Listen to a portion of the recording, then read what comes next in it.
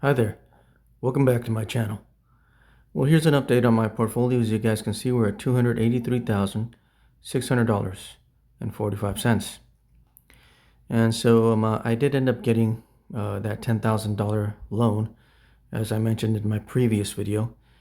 And so I did end up using some extra margin now that I put that $10,000 into Robinhood. I ended up buying XDTE, and I'm still waiting for some other ETFs to get purchased. I have limit buys on them. And so let's take a look at my dividends. As you guys can see, we're at $65,733.37 on an annual basis and $5,477.78 on a monthly basis. And so I believe that as soon as I'm waiting for two different ETFs to be purchased by my limit orders, and I'm fairly sure that as soon as those are purchased, once I adjust my dividends here, should probably reach maybe $6,000 a month. And I am expecting to receive another $10,000 here pretty soon. And so I might be putting it also into XDTE and some other ETFs. Or I am considering potentially buying XPay with that $10,000 and using a combination of ROUNDHILL weekly ETFs. So stay tuned, that may happen, I don't know. And so if we go to my actual portfolio here, as you guys can see here, here's my portfolio right here. This is my actual Robinhood portfolio. As you guys can see, today was a really good day in the market. Up today 0.40% and 0.09% in after hours.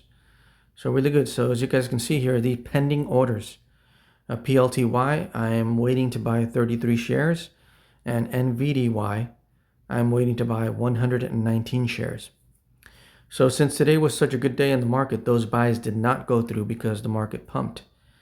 And so I always try to put my limit buys at the, for example, let me show you here with NVDY.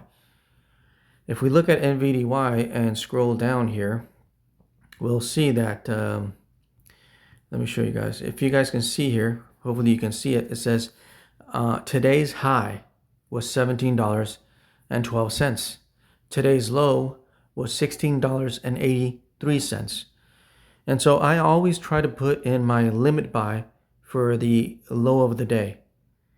And so obviously it did not go through. It did not go back to that low. So who knows, maybe tomorrow or the next day, eventually I'm pretty sure there will be another red day and my buy orders will go through. So hopefully they do, and I'm going to buy NVDY, $2,000 worth, and I'm also buying PLTY. Let's just look for it up here. PLTY, the Palantir Yieldmax ETF. And so it's currently at $61.90. And so if we scroll down here, once again, the high of the day is $61.90. And the low of the day is $59.61. And so, as I mentioned, I always set a limit buy order for the day's low. Although this ETF is probably a good buy right now anyway, because as you guys can see in the past month, it is down close to 11%. So it may not stay down here for very long. So I might just buy this as it is at, maybe $61.90, or tomorrow we'll see if it dips, because the price has decreased. Even the actual stock, which is PLTR for Palantir, Palantir. If we look at the 1 month, it's only up 1.84%. If we look at the past week, it is down 6.23%. And so maybe this is a good buy right here, because it's probably going to head back up. If we look at its high up here, okay, 185, 180, almost 190, almost $190. I assume that it's going to go back to 190, probably to $190. If this bull market continues, which I'm pretty sure it will, now that in September there are the probability of rate cuts is very high. And from what I've heard, rate cuts are a positive for the stock market. And so if that does happen, that should continue to cause the market to rally. And so if we look over here at the fear and greed index, we're in greed right now, 60%, or actually 60 points. 60 points in greed. And as you guys can see, all of the major indexes were in the green today: the Dow Jones, the S&P 500, and the NASDAQ. And so, yeah, I'm going to be potentially putting in another $10,000 as soon as I get it. Maybe. I'm still considering it. And I might be just throwing it all into XPay, which is right here, XPay. Now, the reason that I'm putting the lump sum, for example, I put the previous $10,000 that I got yesterday into XDTE. And the reason I did that is because XDTE is an S&P 500 ETF. Okay. This one also is an S&P 500 ETF XPay. Same company, ROUNDHILL. XDTE does pay a little bit more. It pays about an average of $1, maybe a little bit more than $1 per month, but it pays it on a weekly basis. XPay pays 95 cents every month, and it pays it on a monthly basis. So it's not too far off. It's fairly similar. And so I want to increase my exposure to the S&P 500, because we know that the S&P 500 always comes back from a crash, and the S&P 500 does increase in value.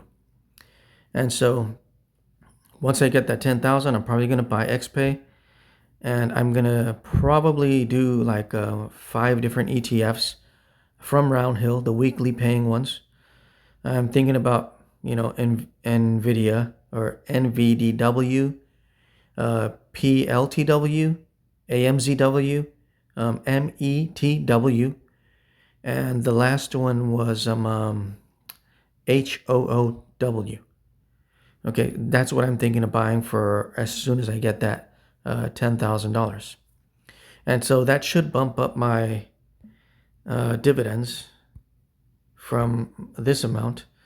I believe it'll bump it up to $7,000 a month. Okay, so my initial goal was to make what I make at my job here in dividends.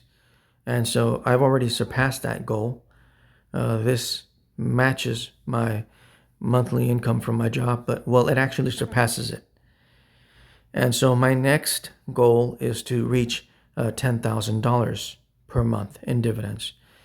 And so after I do get that money, and I figure I'm going to reach about $7,000 a month. What I want to do is I want to continue to increase my exposure to S&P 500 ETFs. And so the reason for that is, if we go and look at the S&P 500, let's take a look at the S&P 500, which is ticker symbol SPY, Spider S&P 500 ETF, $645.95. And so if we look at the past week, we'll look at the past month, 3 months, year to date, 1 year, 5 years, the maximum. So as you guys can see, in the maximum, it's up 375.63%. And so you really want to have greater exposure to the S&P 500 in your portfolio, right? the largest ETFs should be S&P 500 related, even if it doesn't pay a dividend. Although there are many that do pay a dividend that track the S&P 500, like SPY-I. I own a very large amount of SPY-I. If we go to my SPY-I position, let's see, it is right here, as you guys can see. And there it is. It fairly looks basically like the S&P 500, like SPY, except for this is SPY-I, and it pays a dividend. But if you look at this is up today 0.32%, or 0.32% today during market hours, and another 0.13% in after hours. Okay, and this is not outperforming the S&P 500, but it is paying me over $1,000 a month.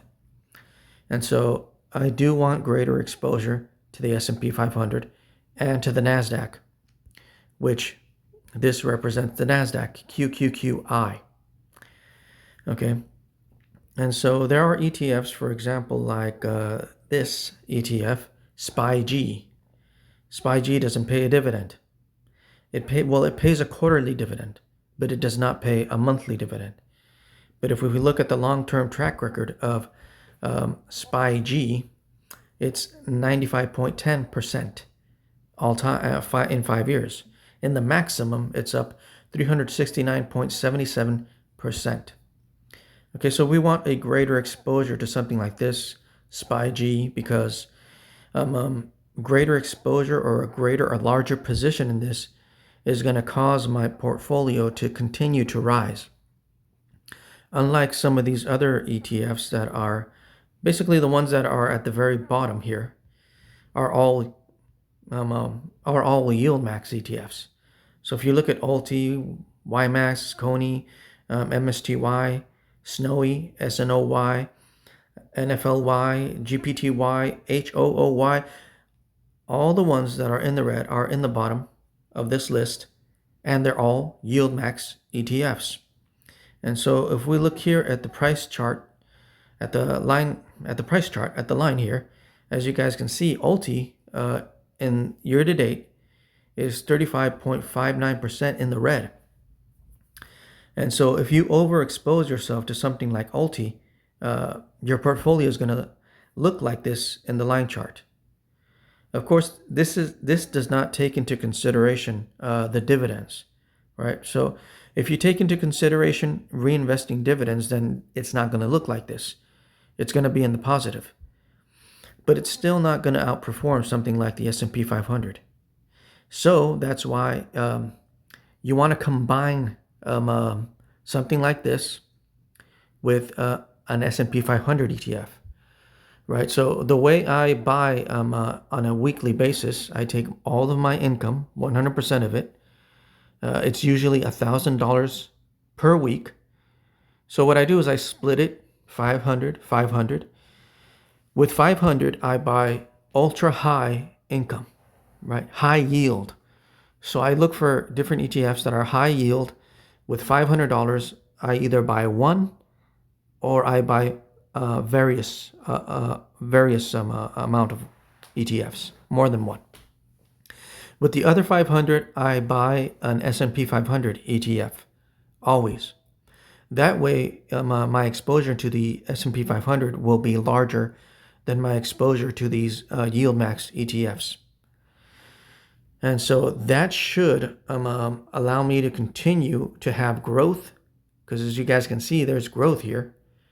And I can attribute that growth to QQQI from NEOS and SPY-I from NEOS. But of course, probably one of the best Yieldmax ETFs is NVDY. And NVDY is the number one stock, okay? So that's why you can have maybe a little bit more exposure to NVDY. As you guys can see, it is almost 2% of my portfolio. And if we look at the top 10 holdings of the NASDAQ, I believe NVIDIA is the largest is the number one. Yeah, it is. It's almost 10% of the NASDAQ. It is the number one stock on this top 10 list. So if you look at this list, you're you all these ETFs I own them. The Yieldmax version of them, except for Tesla and Google. I don't own those, or Broadcom, or Microsoft. It just doesn't pay enough. Apple, I also don't own it because it just doesn't pay enough. Okay, and so, but there are other versions now of this same ETFs from ROUNDHILL. The NVDW, for example, is the NVIDIA one. And so NVIDIA, you can probably have a little bit of a larger position in NVIDIA because it is currently the number one stock. And so if we go also to SPY and look at the top 10 in SPY, and we'll see that, yes, NVIDIA is the number one stock. Okay? I remember seeing NVIDIA for like $90. And now it's almost, well, it was $160, something like that, or close to $200. And so that's why you can have a little bit more greater exposure to NVIDIA. Another great ETF that I mentioned before was UPRO. This is also S&P 500 related, but this does 3 times what the S&P 500 does. So this has gone up by 3 times what the S&P 500 does. And so these ETFs, right? These two from NEOS, QQQI, SPY, UPRO, SPY-G, and some others that I have begun to buy. For example, this one also, SPMO. This ETF only pays quarterly dividends, but the long-term track record of this ETF is similar to the S&P 500. And so that's why I want to continue buying something that gives me greater exposure to the S&P 500 so that my portfolio looks like this line chart here. Right? In comparison, I don't want it to look like the ULTI line chart, even with dividends reinvested. Although I do not reinvest dividends, I use dividends to pay down margin. But I have mentioned that I will be buying a recurring buy into ULTI. And the way you set that up here is that you scroll down to, well, here it is, ULTI monthly buy. I'm buying $5 a month of ULTI. Not much, but just to get started. So the way to do that is, let's see, it should be right here. It says about a recurring buy. I guess it's not there because I have it here. Oh, there it is. See? So you can set up a recurring buy. You can let the dividends be paid to you. And then you can set up a recurring buy so that you're not reinvesting all of the dividends, but you're reinvesting some of it, right? You can either set it to reinvest half or reinvest less than half. I'm only reinvesting $5 a month. So basically, I'm just going to be buying 1 share per month. And so even on a day like this, even on a good day like this, as you guys can see, ULTI did pump. It actually pumped by 87% today during regular market hours, and it's still going up 0.35% during overnight hours. And so on a day like this, I mean, everything goes up. Everything goes up on a day like this. But in the long run, ULTI is not going to outperform the S&P 500. That's why I am going to concentrate on greater exposure to the S&P 500.